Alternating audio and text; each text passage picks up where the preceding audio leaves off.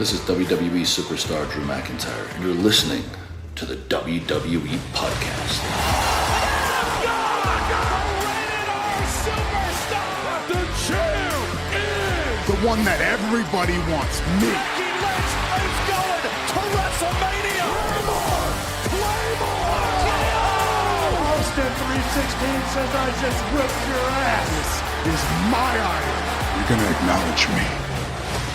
All right, everybody, guys and girls, welcome back to another edition of the SmackDown Review right here on the WWE Podcast. As always, I'm your host, Michael Ritter. You can find me on Twitter at Michael5Ritter and on Instagram at MichaelRitter5, and also the host of the Football Function Podcast, available on all of your podcasting platforms, including the one that you're listening to this podcast on, and also Patreon if you prefer an ad-free experience. But anyways, joining me on today's episode, you guys were introduced to him last week. He's going to be making his second appearance here on the WWE Podcast and covering SmackDown with me, John Carrasco. John, how you doing, bud? Did you enjoy this episode of SmackDown in comparison to last week? I know last week we kind of had a pretty eventful episode and all that. So did this week kind of live up to that? Yeah. Well, thank you for having me back, though. Just mentioned that, by the way. But yeah, I did enjoy it. You know, I felt like it kind of tied into like a lot of things that are going to be going on, you know, future-wise and everything. So, yeah, it was definitely a good one. Yes, sir. Oh, yeah, man. Glad to have you back for sure. It's always good to have some company here. I know Matt appreciates it now that we're on a little bit of a tighter schedule, getting to record immediately after SmackDown goes off the air. I know that the listeners appreciate that as well. And speaking of the listeners, obviously, I want to thank you guys for listening first and foremost. If you're a first-time listener, thank you for finding this podcast. If you are a regular listener, thank you for making this part of your weekly routine, and I hope all of you will continue to do that as these episodes continue to drop, because the SmackDown review is going to be a little bit different going forward than it's been here in weeks past. But having said all that, I do want to get into something before we talk about this, because we're very close to the Royal Rumble season, obviously. And because when you started watching wrestling, and I know that you're familiar with Kane, but I guess what I should say is there's some moments in his career that I really want to point you back to. You saw likely the WrestleMania 20 card that I told you to go watch when he had that match with The Undertaker. I'm not sure if you were able to, get to watch that particular match on that card, but that was one of my more favorite ones. Also, Survivor Series 2003. That's always the pay-per-view that I reference fans and listeners to go watch if they missed the Ruthless Aggression era. That's another pay-per-view where that match that he had with Undertaker got started. The program got started. So I kind of always tie people back there to those pay-per-views.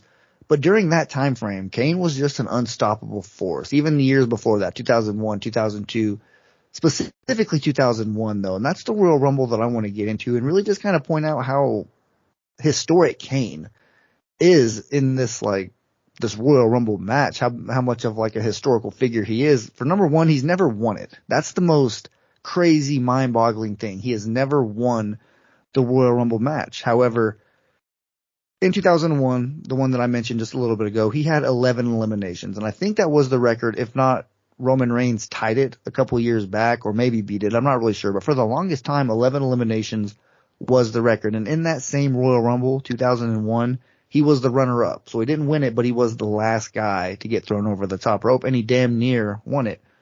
He's actually been involved in 20 Royal Rumbles. His first was in 1996, and his most recent was last year in 2021. So he's been in a lot.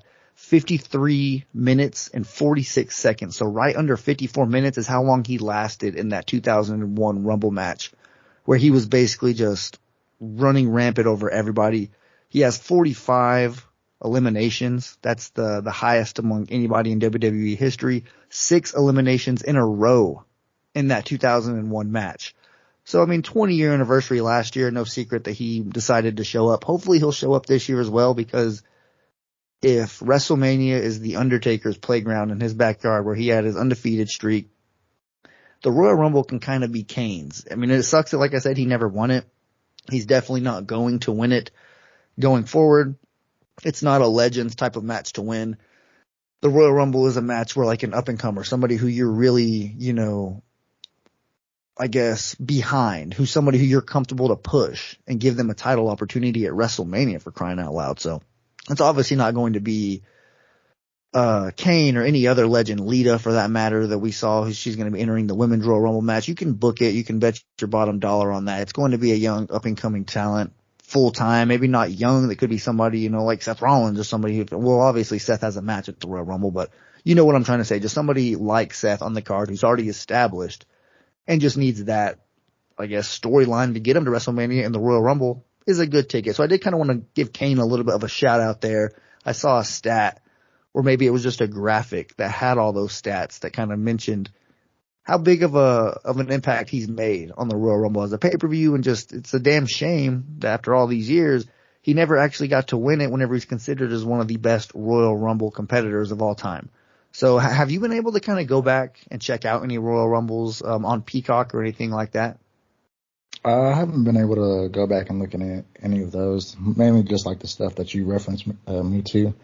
So yeah, I just try to go with like the flow of our conversations, you know, try to stay on topic and everything like that, just so I can be clear about it and everything. But if I was to go back, and like I've told you this before, I'd want to go back to the way back, yeah, beginning, yeah, you know, just to catch up on everything, you know, touch base. But Royal Rumbles, I understand, you know, they're a big deal. I mean, God, I'm pretty sure there's so many hours of worth of video on that, you know, so I'm guaranteed I'd have a good list of stuff to do. Yeah, because for the longest time, it was a men's only type of match. That's it. Mm-hmm. It was a 30 men over the top rope battle royal, and the winner earned a spot in the main event at WrestleMania. Back whenever the brand split actually meant something, and it was Raw versus SmackDown, you'd get to pick, all right, I'm going to go after the Raw champion, or I'm going to go after the SmackDown champion. It was an automatic path to switch brands. You could literally switch to the other show. I've seen it happen so many times. Nowadays, it doesn't matter. You could just, you know, wake up one morning and say, you know, I want to show up on SmackDown today. So that's what I'm going to do. We saw that happen today, kind of with a few Raw guys actually showing up on SmackDown. But the Royal Rumble, it actually meant something. You know, there was something at stake. And I mean, there still is. You still get that main event opportunity. I mean, it's still a very, very important thing. But it's been going on for so long. I mean, like I said, for the longest time, it was men's only. I was actually at the very last men's only Royal Rumble pay-per-view in San Antonio, Texas at the Alamo Dome, 2017. Randy Orton ended up winning that one. It was a damn good time. The first actual like TV event that I went to. And that just completely reminded me of something that obviously I'm going to have to tell the listeners here in a little bit. But that was the very first actual TV event that I went to, not like a live event where they came to Amarillo or like a local place like Canyon or anything like that. Like it was actually a TV event, the Royal Rumble, for, you know, for Christ's sake. That's literally my favorite event. Like, yeah, I mean, WrestleMania is badass, obviously, but the Royal Rumble, I mean, it's self-explanatory. You don't need to see anything. You don't need to watch a video package hyping you up, catching you up on what's happened weeks leading up to their match. You can very clearly see, okay, 30 people, somebody's coming out every 10 seconds, the crowd's or every like minute and a half, whatever it is, the crowd's chanting from 10 to 1 with that suspense. Who's this guy going to be? Who's going to come out next? And it's just that excitement, because it's always, all right, who's next? Who's next? It's one of the more badass matches in the entire year. Only happens once. If we're lucky, it only happens once. A couple of years ago, they had one in Saudi Arabia, which is called the quote-unquote greatest Royal Rumble, and they had 50 people. It's just not the same. It's 30-man Royal Rumble once a year. But anyways, that's here in a couple weeks. I don't want to kind of jump the gun too much, but I wanted to kind of catch you up. Obviously, wanted to give Kane a shout out, and that kind of just gets me talking. And I was curious if you had seen any pay-per-views, any Royal Rumble pay-per-views, that is. And then I really just kind of wanted to explain it to you and how, I mean, it really is. Yeah, obviously it's a big deal, but once you watch this year's and you actually know who the superstars are, like you're actually invested as a fan, like you're not watching as like a casual fan. That's whenever you're really going to be like, damn, this is definitely keeping my attention. It's exciting for the whole time. I mean, they usually last like a little bit over an hour. It's a long match. Like the pay-per-view itself lasts like 3 or 4 hours, but the Royal Rumble match lasts about an hour. And keep in mind, there's two, because there's a women's match and there's a men's match. But anyways, we'll go ahead and put the Royal Rumble on hold, and we'll talk about that here in a couple of weeks as more people start to qualify and announce their entry. And then we'll get into all that good stuff. We're going to talk about the SmackDown, however, that aired on January 21st, 2022 from Nashville, Tennessee. There was actually a patron of the show, one of the more popular names here on the show, Casual Wrestling Fan. That's his actual, his I guess his ring name here on the WWE podcast. He calls into the mailbag weekly, and he was in attendance here at Nashville, Tennessee, which reminds me, so shout out to Casual Wrestling Fan number 1, but that reminds me that I got to tell the listeners that here in a couple weeks, not this week, obviously, the one that was in Nashville, and not next week, I'm not really sure where that one is, but the week after that, the February 4th edition of Friday Night SmackDown in Oklahoma City, I'm actually going to be there in attendance. So I'm excited. Number 1, you guys remember I went to the SmackDown in July in Houston, Texas, the first event with full stadiums and the fans being allowed back, and they were out of the Thunderdome and all that good stuff. So that was pretty cool. But I will say I was like sick as hell. I'm not sure if you guys really remember that. I came on and I had a SmackDown review with Matt after that, and my nose was really stuffed up. It was just a pretty crappy experience, I guess you can say, just from flying and all that stuff. I mentioned my nose or my ears not wanting to pop. That was just terrible. It was a terrible experience.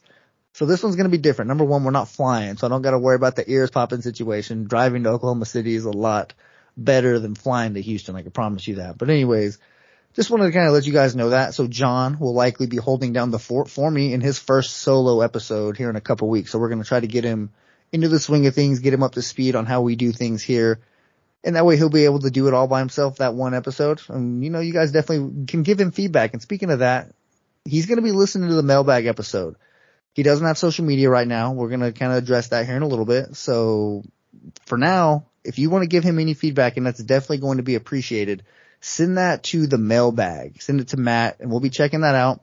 But definitely feedback is welcome. Keep in mind, he's getting his feet wet here and all this podcast stuff. So, I mean, he definitely, any criticism, any, positive, negative feedback, whatever it is, I mean, he could take it. He's not a thin skin, anything like that. He could definitely handle criticism and all that stuff. So any criticism, any feedback is definitely welcome. We just want to know kind of how we're doing here, how you guys like this new format.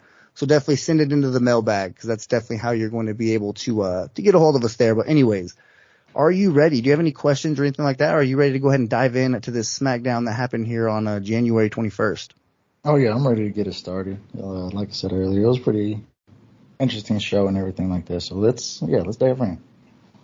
Alrighty, well, we can go ahead and start it with how the show started, and that is the Usos. They came out to the ring, and they introduced Roman Reigns. And then they showed a video package of, some of Roman Reigns' more successful moments during his 508-day tenure as a Universal Champion. And they're really starting to remind us of what that number is. Every week they're starting to tell us he's been champion for this many days and this many days.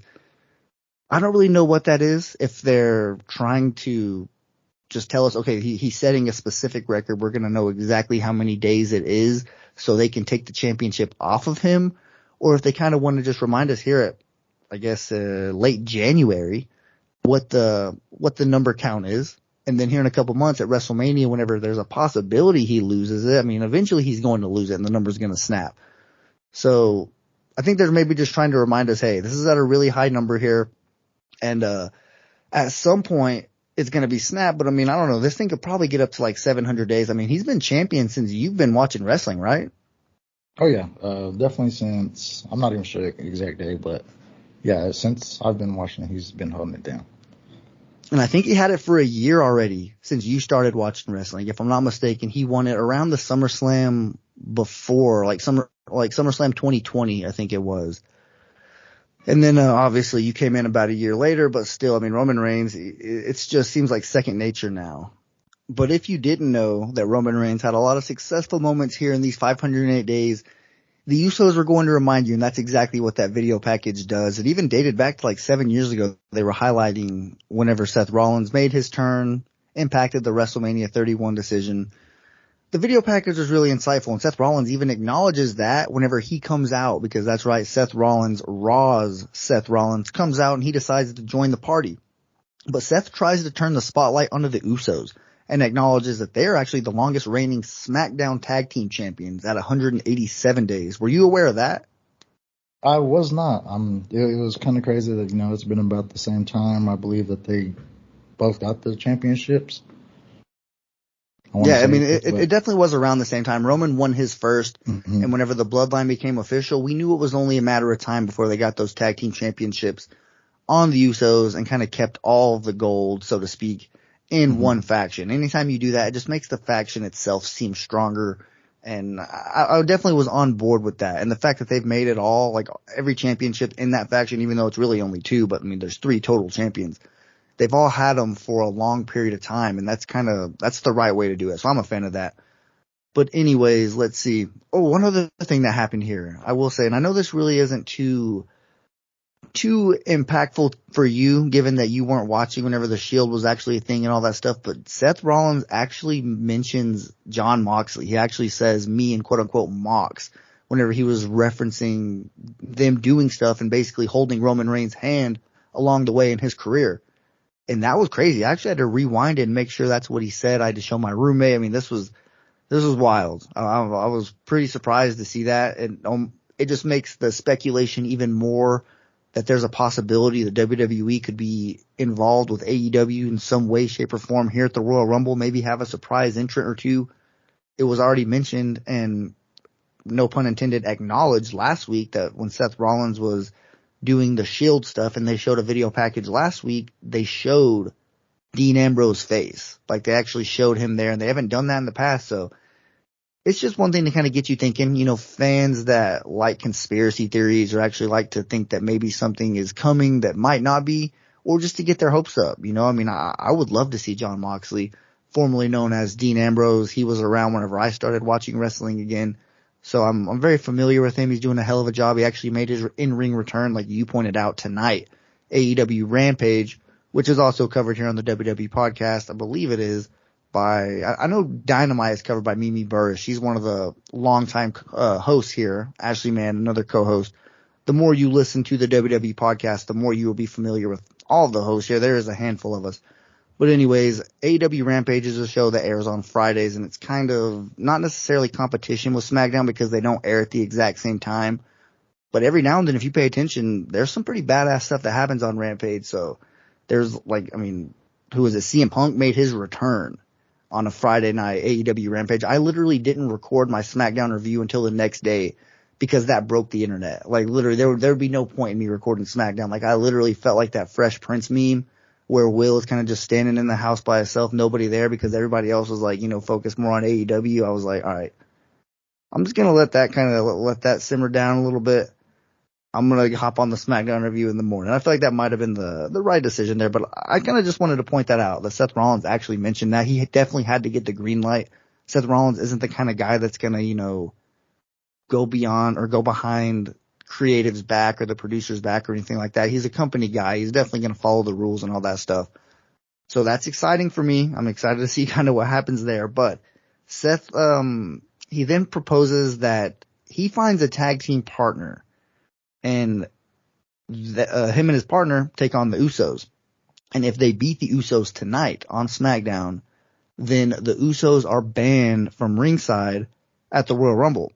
And while Roman Reigns is pondering it, Jey Uso actually spoke up and accepted the challenge himself, and then tells Seth Rollins that nobody is crazy enough to actually tag with him.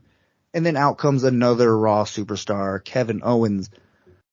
And as they accept, and it's all, pretty much set in stone that we're going to have this tag team match, Roman Reigns insists that they raise the stakes a little bit. And he tells Seth Rollins to put his championship match at the Royal Rumble on the line. And Seth obviously accepts. So now there are some Royal Rumble championship implications here involved in this main event tag team match that we're going to get.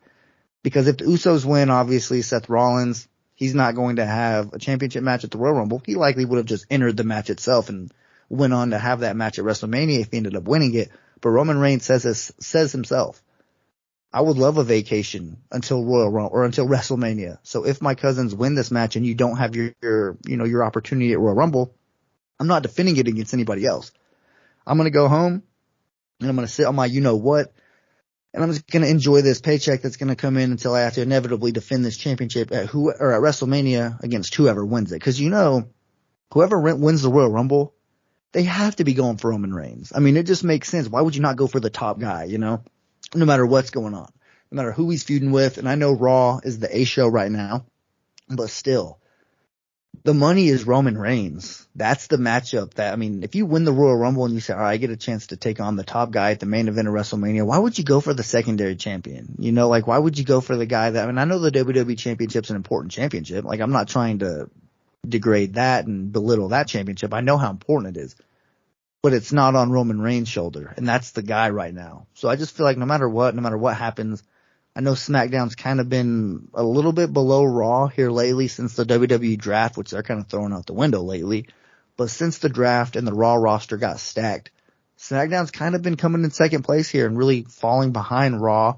And I think that maybe if the Royal Rumble winner can come over to SmackDown and feud with Roman Reigns, then it might be a little bit more interesting, might provide some juice to the blue brand and give us a little bit more, you know, things to look forward to, I guess, in WrestleMania season as we get closer there. But so we do get this match, this tag team match. It is announced that it's going to be the main event.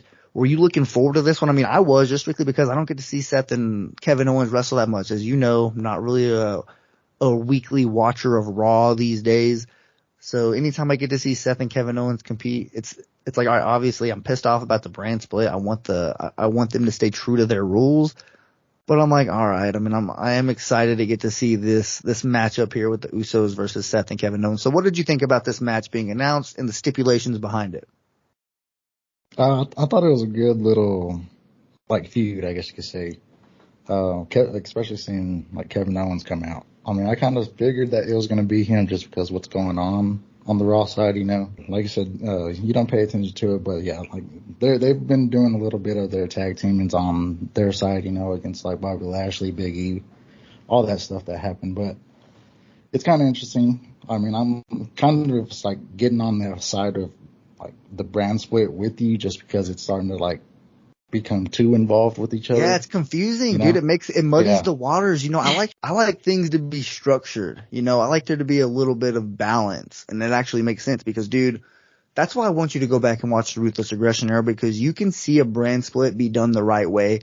Where cause like, all right, the people who are longtime listeners of this show, they're gonna hear me repeat this. I'm not sure if you know this, and new listeners, it's gonna be a little bit of new insight to you as well, but I didn't have SmackDown as a kid. I only got to watch Raw. Like, whatever cable provider, whatever system we had when I was a kid, that's all I got to watch. And my dad wasn't forking up the cash to buy the pay-per-views because there wasn't a WWE network where you paid $10 a month and you got all this, you know, good stuff. You had to actually pay like $50 to watch a pay-per-view. So my dad was like, yeah, we're not doing that. There was a few pay-per-views that I would get to watch, you know, and it was actually, you know, pretty badass times, and like WrestleMania, pretty much every year we got WrestleMania.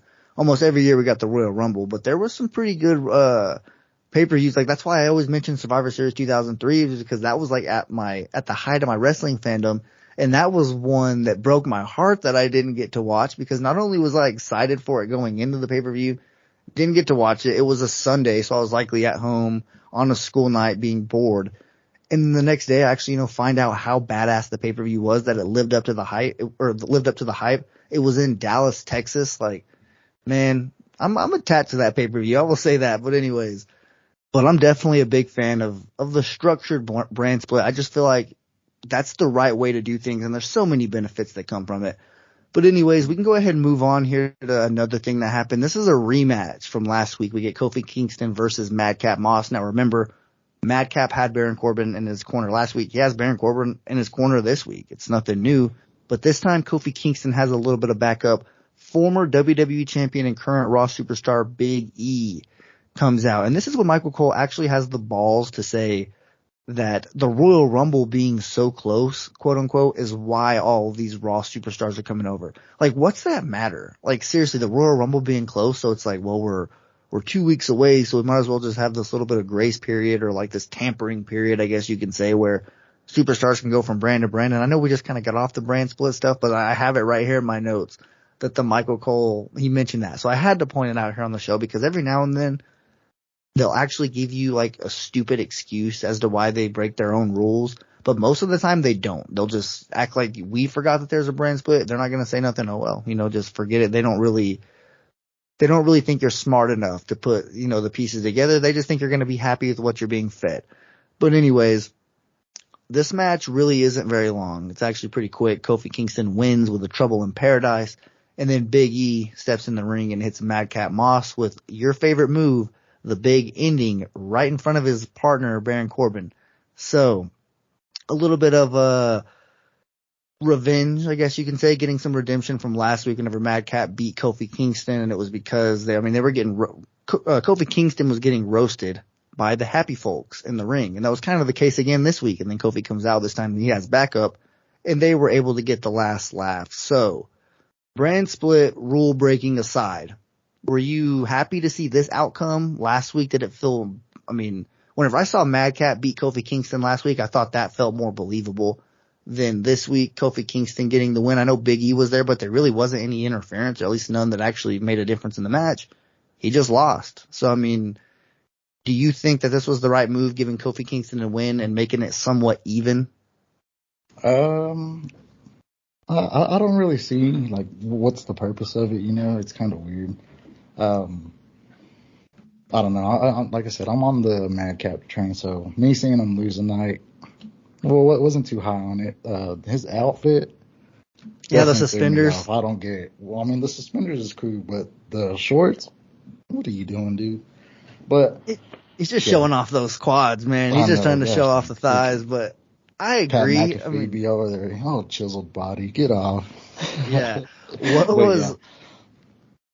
What was his outfit before that? I'm trying to think, because I honestly can't remember. Because I noticed that today, too, that he was wearing those shorts with the suspenders.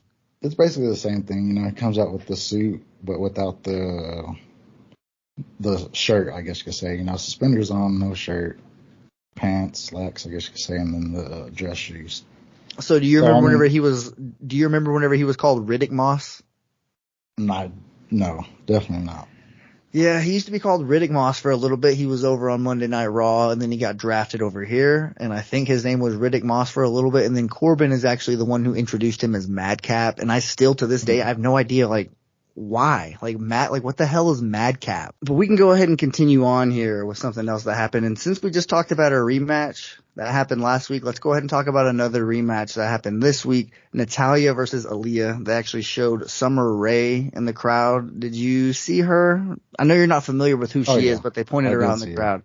Yeah, Caleb actually has footage of her getting tackled, like ringside, because we got front row seats here in Amarillo, and her and Lana, which I'm not sure if you even know who Lana is, but her and Lana, they're blondes, you know, they had a little bit of a cat fight, and Caleb had some footage of him chanting, like, you know, for Lana to kick Summer Rae's ass, and Lana actually retweeted it, and it was pretty cool. Just Caleb got a lot of tweets for that, and it was just here in Amarillo. So anytime I see Summer Rae, because that was kind of like one of the more introductions to her that I saw. I'm not sure if you're familiar with the show Total Divas either, but it kind of highlights the women and their life outside of wrestling. Definitely feel like it'd be up your alley. But Summer Rae and Natalya have a little bit of an altercation on the show, like where they're in a car and they're literally like about to get in a fight, and Natalya's trying to pull her out and like get in a fight with Summer Rae. So there are some pretty cool scenes in Total Divas, or at least that's what my friends have told me. But anyways, Natalya does get disqualified from this match for refusing to stop kicking Aaliyah whenever Aaliyah was in the corner of the ring. And then after the match, she continues her attack until Xia Li comes out and saves the day. And Natalya runs away. That's pretty much all it was here. I mean, they wanted to get a little bit of a rematch, I'm guessing, with Natalya and Aaliyah. But also remind you guys, hey, don't forget, we have Xia Li. I know that we haven't been utilizing her maybe in the past few weeks. We hyped up her debut. She finally showed up for the Raw that was in Los Angeles. I remember that very vividly. And we haven't really seen her very often. So this is what I'm talking about. Their divisions might be deep sometimes. And then you just don't see any of these people, so they don't seem deep because you're seeing the same women every single week. Like for instance, here on SmackDown, we're seeing Natalya, Aaliyah, Sonya Deville, Naomi, Charlotte. Every week, that's pretty much it. We all know what happened to Toni Storm, just missing out of nowhere. That's a very popular SmackDown women's wrestler that's just gone. And that just kind of continues to happen. Where's Shotzi Blackheart? You know, like where the hell is she at? I mean, it's been a while since I've seen her make an appearance. So it's just like, I mean, I don't know if some of these people are taking time off, but Xia Li making her return this close to the Royal Rumble, no coincidence. She is definitely going to be entering in the Royal Rumble. I doubt she's going to win it, but it's hard to predict the women's, honestly, because they've only had it for a few years. You really don't know exactly the trends or the directions that they're going to go, because Charlotte's going to be in it. Like, I could see them wanting to, because, I mean, keep in mind, she has all these championship reigns. I could see them wanting to have a Royal Rumble on her resume. So why not just give her the win right now? I could see them kind of going that direction, but it would be pretty stupid in my opinion. They have done it before.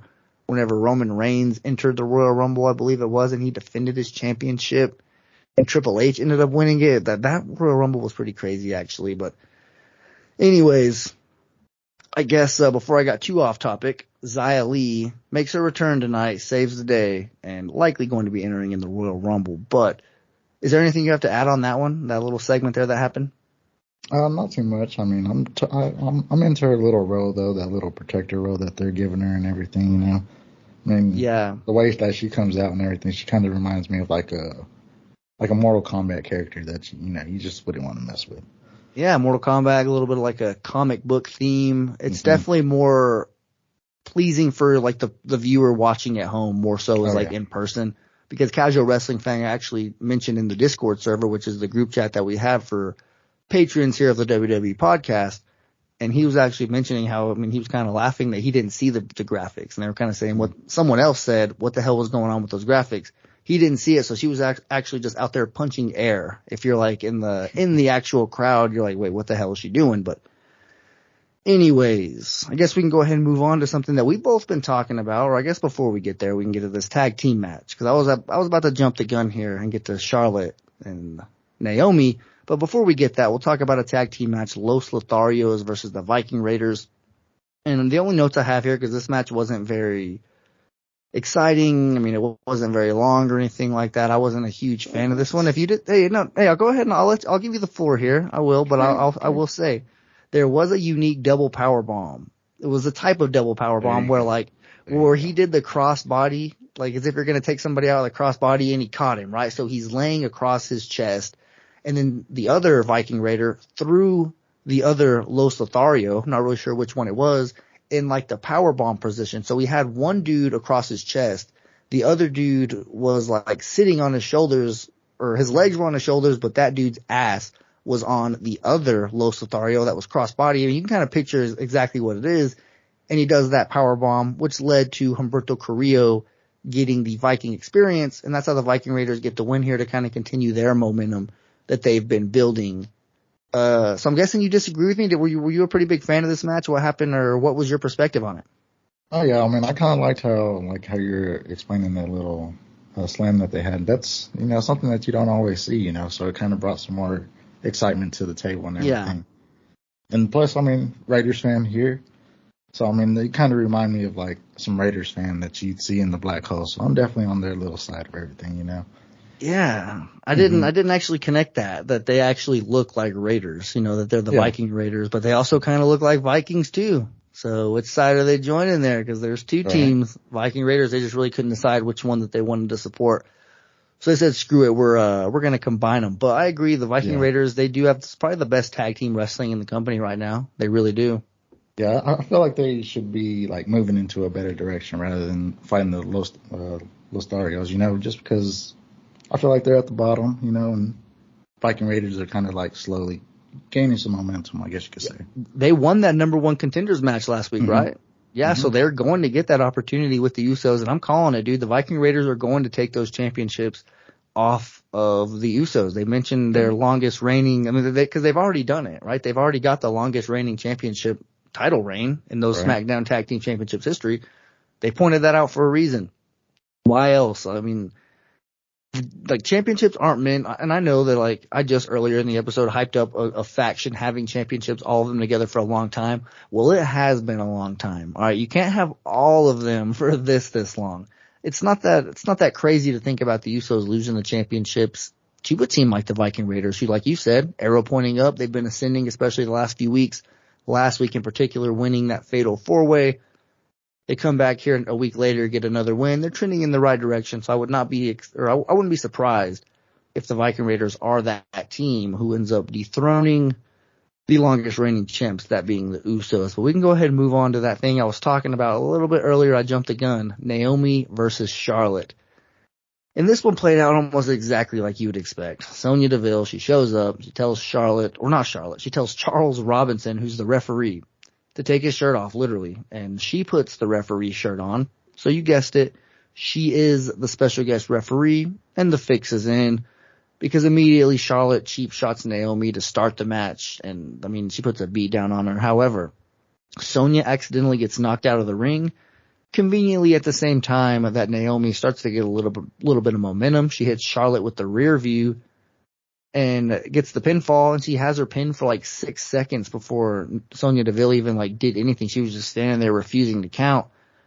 And then the momentum gets switched again somehow whenever Charlotte clips Naomi in the back of the leg.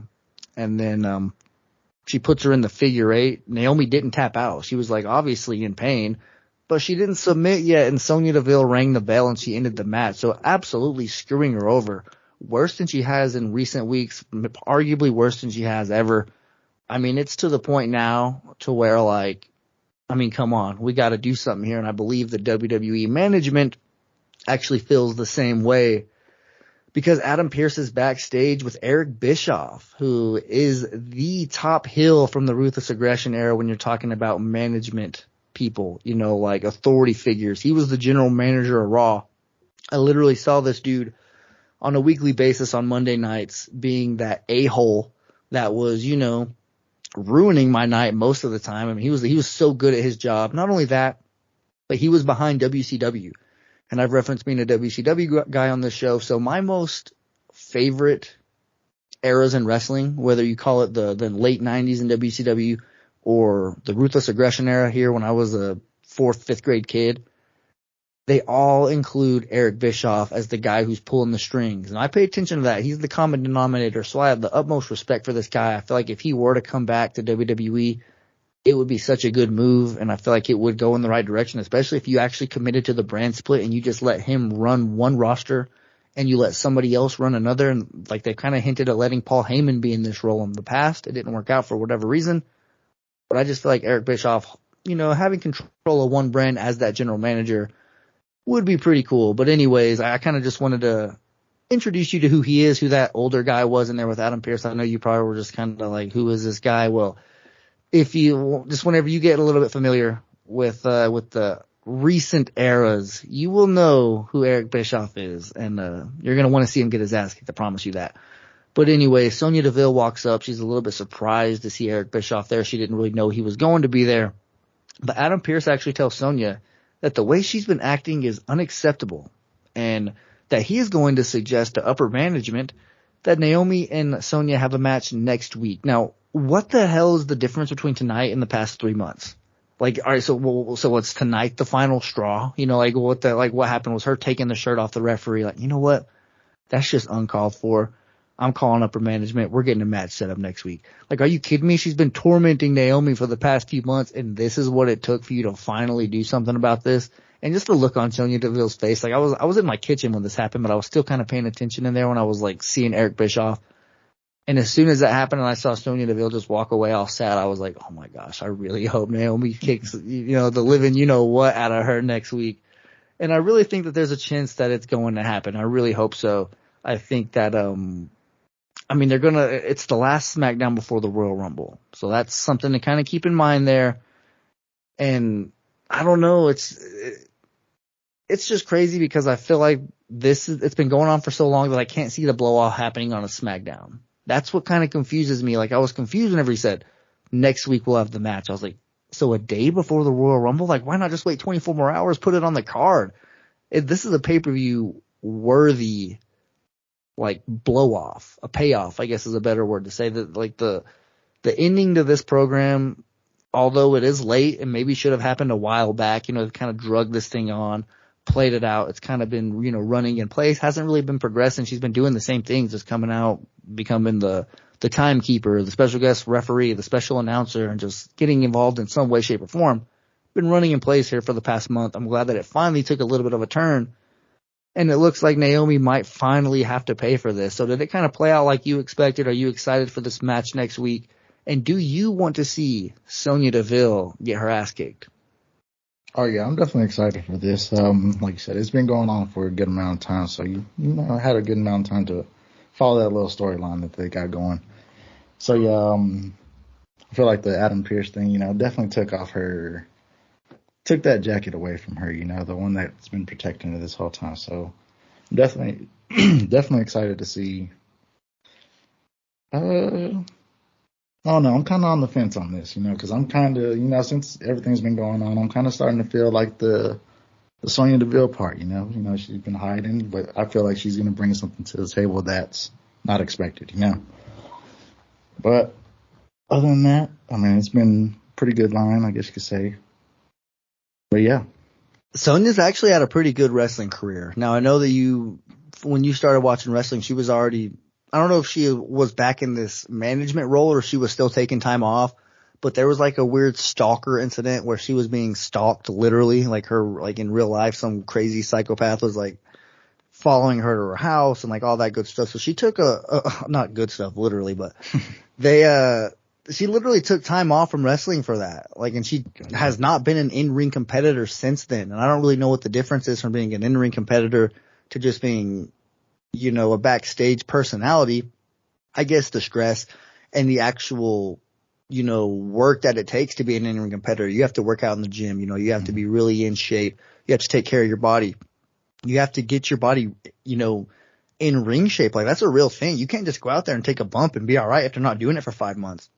You can't just go run the ropes and think that your skin and your body is just going to take that lightly. You actually have to get in that. Go look at Randy Orton. Somebody's been wrestling for his whole life. Whenever he takes time off and he's running ropes, he'll post pictures of what his ribs look like. And they're just red. It looks like a crazy rash mixed in with some bruises. It's not a good thing. So maybe all this time she's been getting herself ready behind the scenes for a match. And here lately, like, she hasn't been quite ready. So they've kind of been teasing it, letting her have a quote unquote one-on-one match with Naomi. And then Shayna Baszler ends up getting involved, really doing the majority of the workload in that match. So maybe her time is coming. It could be as soon as next week. I don't quite know yet. I think that I think they're going to keep doing it to us. I think they're going to continue to kind of drag it out. They're going to have this match. They're going to get out there. She's going to be in her ring gear. They're going to ring the bell and she'll take the count out and she'll do that. And she'll be like, whatever, is a count out loss. In that case, Adam Pearce might walk up to her and say, all right, well, you cannot do that, Sonya. So tomorrow night at the Royal Rumble, you are going to be facing Naomi in a no disqualification, no count out match. And that's when Naomi's going to beat the living hell out of her, whether it's kendo sticks, whether it's a steel chair, trash can. There's many weapons, as you know, that you can pull out and use in a no disqualification match. So if that is what happens, and I really hope it is, now that I'm kind of talking about it, I'm kind of getting myself excited. You explained that like to the T to where I would want to watch it. Yeah, see, so I would love to see that happen, and that's the kind of payoff that would be appropriate for this type of storyline that's been going on months and months on end. So just a little bit of an idea there. Yeah, that's what I'm kind of expecting. So like I said, you hit it to the T, so that's where I'm kind of my flow is. Yeah. Well, we can go ahead and transition here into another episode of Insane with Sami Zayn. But before that, Sami Zayn comes out and he mentions that long before his jackass fame and before he was a famous celebrity for beating the hell out of his own body, that Johnny Knoxville actually started out by testing self-defense weapons on himself. And that includes like a cattle prong and nightsticks, literal, the ones that police officers have. There's even handcuffs there. There was a lot of weapons, and Sami Zayn is trying to prove a point by saying that anything that Johnny Knoxville can do, Sami Zayn can do. And that, I understand, you're a world-class athlete, you're a professional wrestler. But Johnny Knoxville is not human. Johnny Knoxville is not somebody that you just want to say, I can do everything that you can do. Like, let this guy take his shirt off, and I'm sure he has some bruises on his body that are literally never going to go away. He probably has some scars there, probably a little bit deformed. We've seen Johnny Knoxville take a beating, and that gray hair is a little bit deceiving whenever you're talking about things that this guy can do, because he could probably still take a pretty hard bump, if I'm not mistaken. But anyway, Sami Zayn picks up that cattle prong, and he starts to shock himself, or at least that's what we think. He turns it up, or at least according to him, he turns it up to level 2, and he shocks himself in the chest to get it directly at his heart. But Johnny Knoxville comes out and he calls his bluff. And he says that the prong wasn't even turned on, and he actually turns it on and supposedly shocks Sami Zayn. and throws him over the top rope and says, "I will see you at the Royal Rumble." Now, Ashley, my girlfriend, she was over here watching this segment. She's a huge Knoxville fan, a huge Jackass fan, so she was really enjoying this.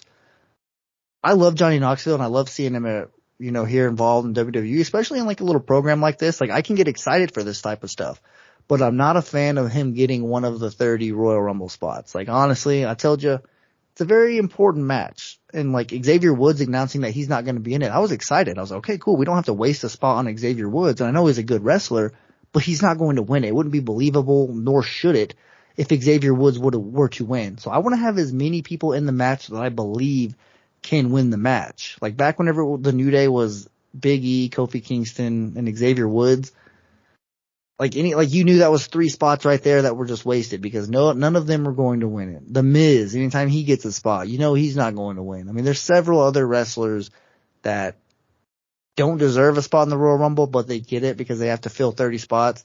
I just hope that we get at least a little bit of surprises this year. Like, I don't want to just know all 30 entrants and just be, not really aware of what the order is. I could care less about the order. I don't want to know who's in it. Like, let's just have that at least be a little bit of a surprise. But let's see. We can go ahead and move on here unless you have anything to add about Johnny Knoxville and Sami Zayn. Not too much on it. I mean, of course, it was a short little segment. Couldn't really put much to it besides, Sami, he did give me a little bit of a laugh, not gonna lie. His little But he was shocking himself, yeah. Yeah, his little gig, I guess you could say, that he was doing over there, like throwing himself against the ropes. But, I mean, I kind of figured he's not hitting himself, So, yeah, I mean, seeing Johnny come out, that was kind of cool. Like, hearing the theme song is kind of, just takes you back. So, I mean, that's cool. But other than that, yeah, we can keep it rolling. Yeah, it's definitely a nice touch. But what do you think about this next match we get here? Sheamus versus Ricochet, another rematch. So that's 3 rematches that we got last week, but this one was pretty dominant. Like, there wasn't really, I mentioned last week, I gave a shout out to Ricochet for him competing with big guys and actually looking competitive. Sheamus was just beating the hell out of him from what I remember of this match. I mean, there really wasn't a whole lot of noteworthy things other than Ridge Holland making his comeback. What'd you think about this one? Didn't take much from it. I mean, I kind of just put 2 and 2 together. That high-flying stuff that Ricochet is doing is kind of like becoming like a bad thing for him. He's either like flying into a knee, flying into a kick or something. So I kind of don't see like the comparison between the 2 fighters. It's like one big dude just like completely kicking the other dude's ass, I guess you could say, Yeah. It's just not really that good of a matchup as like, I mentioned last week, Ricochet holds his own against big guys, but he doesn't always win. And if you give him the same big guy 2 weeks in a row, I mean, last week he competed a little bit, but this week it really wasn't even close. And like you said, him throwing caution to the wind does kind of cost him. And I feel like that's kind of what happened here. It's what happened last week whenever he bounced off the rope right into a brogue kick. So that's a good thing to notice there and a good thing to point out. But yeah, not really a whole lot here. Sheamus gets the win. We can go ahead and move on to the main event. And this is the thing that, I mean, whenever this one started, there was like 25 minutes left. Go ahead. Before you do get into that, did you happen to see that WWE 2K22 trailer? I didn't see the trailer, but I did see that the cover athlete was announced. But yeah, I am definitely ready for that. So WWE fans, March 11th, mark your calendars. We can get it down. Yeah, we could play if you want. If you want to come play me on the PS5, we could definitely do that. Yeah. Oh yeah, I'm ready. But anyways, I'm glad you pointed that out because they did announce that Rey Mysterio is the cover athlete, one of the worst kept secrets in WWE. It was pretty obvious that Rey was going to be the cover, but the graphics in that game, that's one thing that, man, I feel sorry for the developers because every 2 weeks they have to change their roster and what they do because they have a roster set. All right, we finally got it. We're ready to drop this game. It's the best thing, in the past 5 years. And then WWE's like, sorry, we released 5 more people. Is there any way you can go in there and delete them? I'm like, well, gosh dang, now we got to go delete their freaking moveset. We got to go delete their entrance, all that stuff, So, and then character changes. Madcap Moss, are they going to put his character on the game? I mean, I doubt many people are going to be playing with Madcap on the game. Like, seriously, if you have a WWE video game and you're playing with Madcap Moss as your character, you need to be checked out by a doctor, probably, like maybe a psychiatrist or something like that, because you might have a little bit of problems, because there's so many better options that you could be playing on that game. Likely some created guys, maybe some legends that you can download or buy, whatever it is. But yeah, if you're playing with Madcap, bud, you're not going to stand a chance whenever we play this game. No, I'm just kidding. But anyways, let's go ahead and move on to this main event. This was a long one, like I was saying. This one started at like 8:35 Central Time. So I was like, okay, something crazy is going to happen here, obviously. They're not going to have these guys go for 25 minutes. And they win for about 20. Like, it was a pretty long match. So I was actually surprised that it went that long. Back and forth, a few good spots. I liked when Seth did his suicide dive outside of the ring. And then Kevin Owens had his unique suplex looking thing off the top rope. That was probably my favorite spot of the entire match. And then that run that Seth Rollins had towards the end of the match, where he hit the stomp and it looked like he was about to win before, Roman Reigns comes out, hits the Superman punch on Seth Rollins. But this was weird. Like, this was like I don't really understand why Roman Reigns went out there and did this, because keep in mind, had Seth Rollins won the match and because he just hit the stomp, he was about to pin one of the Usos to win the match. And he was going to get the Usos banned from ringside, right? That was the stipulation. Well, Roman Reigns goes out there and Superman punches him, gets the disqualification for the Usos. So Seth Rollins still wins. The Usos still get banned from ringside. Like, what did your Superman punch do? It just got the results happening a little bit faster. Like, the referee didn't even have to count 1, 2, 3. You just gave it to him.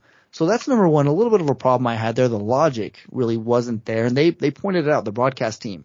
They mentioned, well, now Roman Reigns just got his own cousins banned from ringside. And it was just like right then, whenever they said that, I was like, okay, so why did he do that then? I mean, is he that stupid? Like, I mean, is Brock Lesnar right whenever he calls Roman Reigns stupid? Like, I mean, it was kind of a question for me, I guess, to say the least. I didn't really understand the logic behind that. And I know I might be nitpicking here that he just really wanted to go out there and not let his cousins lose. He doesn't like to see his cousins actually get pinned 1, 2, 3. So the fact that he knew that was about to happen, maybe he wanted to stop that. Like, yeah, screw it. I'll get him banned and I'll fight you one-on-one, but I'm not going to give you the privilege of beating my cousins. I mean, that's one scenario I could think, but I had trouble figuring out why he did that. Do you have any idea?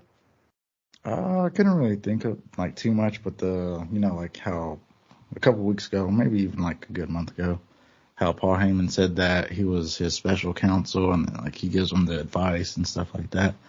Maybe that's starting to show on Roman's end, like his decision making isn't where it should be, top notch, I guess. Without Paul Heyman? Yeah. But yeah, exactly. I don't really see it as a problem either, because think about it. Roman Reigns, Seth Rollins. I think Roman's winning that, in my opinion. So basically it's like he's proven himself. Seth Rollins. Oh yeah. Well, go ahead. No, go ahead. Yeah.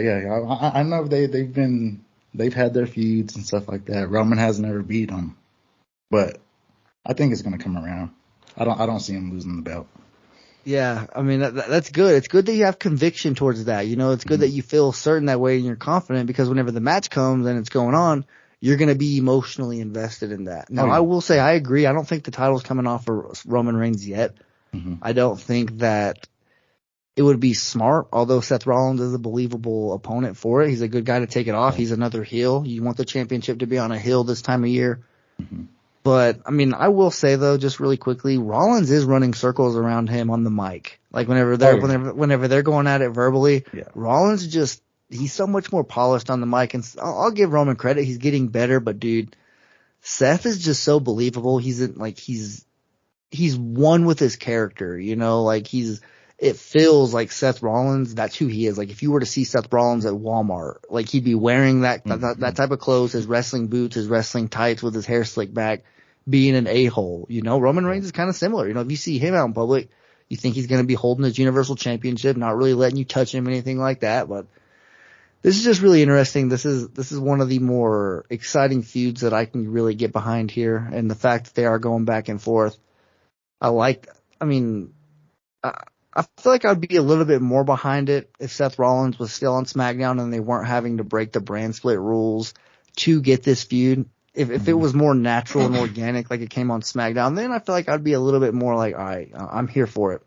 Right. Because the way that they're advancing, the way that they're progressing on this feud is they're having to break those rules. They're having to bring the Usos over to Raw, Seth Rollins over here to SmackDown to have a tag team match with Kevin Owens.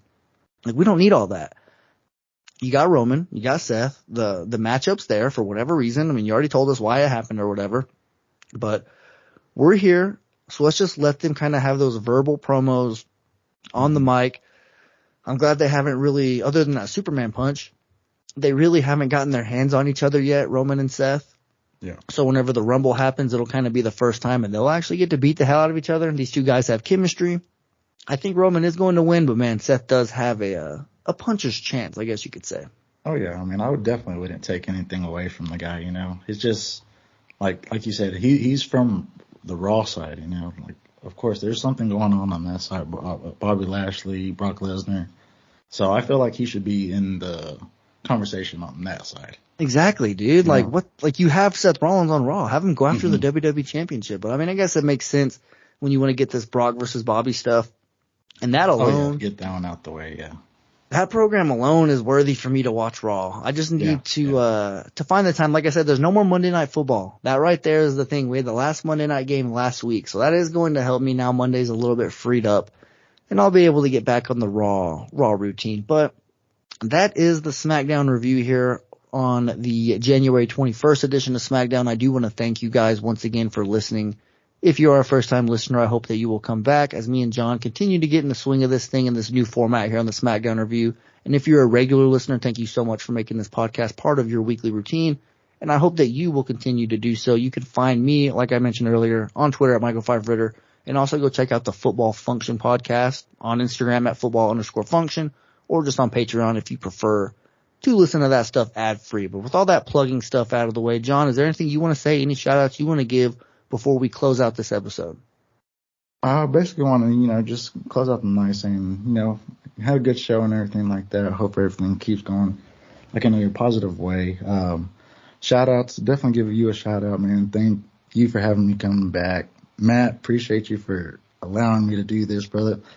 It's definitely a positive coming from you, But other than that, fans, feedback on me. Please let me know how I'm doing. Definitely don't want to disappoint anybody, so get back to us. Oh, yeah, guys. WWE Podcast fam, get at the mailbag. Let me know. I'll relay the messages. John's going to be listening, too, so he'll be able to hear you guys' thoughts as well. But definitely, all the feedback will be much, much appreciated. So thank you guys for listening. Walk passionately in the direction of your dreams, and I'll talk to you soon. Thanks for listening to the WWE Podcast. Don't forget to subscribe on your favorite podcast app so you don't miss a show, or head to WWEpodcast.com. And for all of these shows ad-free, head over to patreon.com/WWE Podcast. Until then, we'll see you next time.